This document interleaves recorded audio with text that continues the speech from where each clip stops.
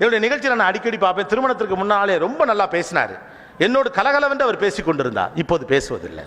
ஆம்பளைங்க திருமணத்துக்கு அப்புறம் பேச மாட்டாங்க. அதுக்கப்புறம் அவனுக்கு வேறு பொறுப்புகள் வந்தது. பெண்களை தவறாக புரிஞ்சுக்கிறீங்க. ஏன்னா அதுக்கு முன்னால் நீங்கள் பேசிக்கிட்டே இருக்க வரைக்கும் ஓகே. அதுக்கப்புறம் காசு கொண்டாடலைன்னா அது எப்படி முடியும்? புருஷன் கூடவே இருக்கணும், ஆனால் மாதம் 2 லட்சம் வரணும்னா அப்படி ஒரு புருஷன் நீங்கள் செய்யணும். அப்படி ஒரு புருஷன் கிடையாது. எங்க அம்மா கூட சொல்லும், நீ வெளியில பேசுறதாண்டா நான் பார்க்குறேன், வீட்டுக்குள்ள வாயே திறக்க மாட்டேங்கிறேன். ரைட்டா? அவங்களுக்கு தீரி என்ன, நான் அங்கேயும் பேசுறேன், இங்கேயும் பேசுறேன், இங்கேயும் பேசுறேன், அங்கேயும் பேசுறேன்.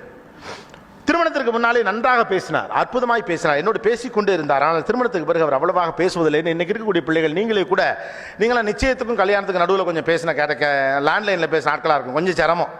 அப்போ தான் பொசுக்குன்னு போவாங்க. அதில் ஒரு ஆர்வம் நம்ம ஆளுகளுக்கு, அந்த பிள்ளைய என்ன பேசணும்னு. ஒன்றும் பேசாதீங்க. என்ன பண்ணுற? ஃபோன் பேசிகிட்டு இருக்கேன். நீ என்ன பண்ணுற? நானும் ஃபோன் தான் பேசிகிட்டு இருக்கேன். சாப்பிட்டியா? சாப்பிட்டேன். என்ன சாப்பிட்டேன்? இட்லி சாப்பிட்டேன். நீ? நானும் இட்லி தான் சாப்பிட்டேன். அடுத்து பேச முடியும். அதான் ஸ்பெஷல். லவ்வோட ஸ்பெஷலே தான். எத்தனை இட்லி? ஏன்டா எவ்வளோ பெரிய கேள்வி அது. 3 இட்லி. நீ? நான் 2 இட்லி தான் சாப்பிட்டேன். பொண்ணுங்க எப்போவுமே குறைச்சி தான் சொல்லும். ஏன்னா நிறையா சாப்பிட்ற பிள்ளைனா பயலுகளுக்கு பயம்.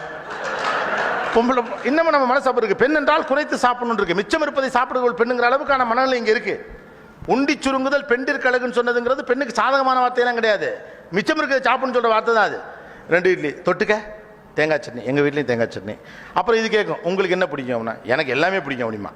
நீ என்ன செஞ்சாலும் சாப்பிடுவேன். எல்லாம் முன்னால் கமிட் பண்ணுவாங்க.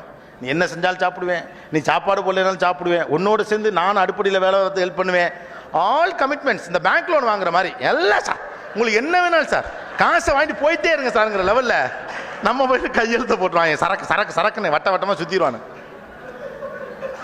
திருமணத்திற்கு முன்னால் பேசிக் கொண்டிருந்தவர் திருமணத்திற்கு பிறகு பேசுவதில்லைன்னு சொல்லிங்களே. எல்லா பொம்பளைங்களும் கம்ப்ளைண்ட் பண்ணுறீங்களே. திருமணத்துக்கு முன்னால் அவர் என்ன பேசினார் யோசிச்சு பாருங்க. தினந்தோறும் பேசுனீங்களே, விடிய விடிய பேசுனீங்களே, அம்பானி தயவில் 5 ரூபாய்க்கு பேசுனீங்களே. மக்கா என்ன பேசுனீங்க? உலக பொருளாதாரம் பேசுனீங்களா?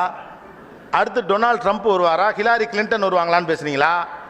ஒபாமா சரியான பிரசிடென்டான்னு பேசுனீங்களா? இல்லை மன்மோகன் சிங்கை பற்றி பேசுனீங்களா? இல்லை ஐநா சபையுடைய பிரச்சனை பற்றி பேசுனீங்களா? விவசாயம் பேசுனீங்களா? அரசியல் பேசுனீங்களா? ஒரு கருமமும் புண்ணாக்கு இல்லை. இட்லி துணியான்னு பேசுனீங்க, அவ்வளோதானே. அந்த பேச்சு அவர் இப்போ பேசலைங்கிறதா உங்க கவலை, புரியுதா? அந்த பேச்சை அவர் இப்போது பேசவில்லை என்பதுதான் பேசல, வெட்டியா பேசல அப்படிங்கிறதா இப்போ உங்க பிரச்சனை. அப்போ உள்மனது எதற்கு ஆசைப்படுது? வெட்டியா பேசுறது தான் ஆசைப்படுது. எல்லாம் வீட்டில் போய் வெட்டியா பேசுங்க, தப்பே இல்லை, வெட்டியா பேசுங்க. வெட்டியா பேசாம போனதான் நம்ம பிரச்சனையே. சும்மா நாச்சுக்கு பேசுங்க. வீடுகள் அப்படியே இறுகி போயிருக்கு.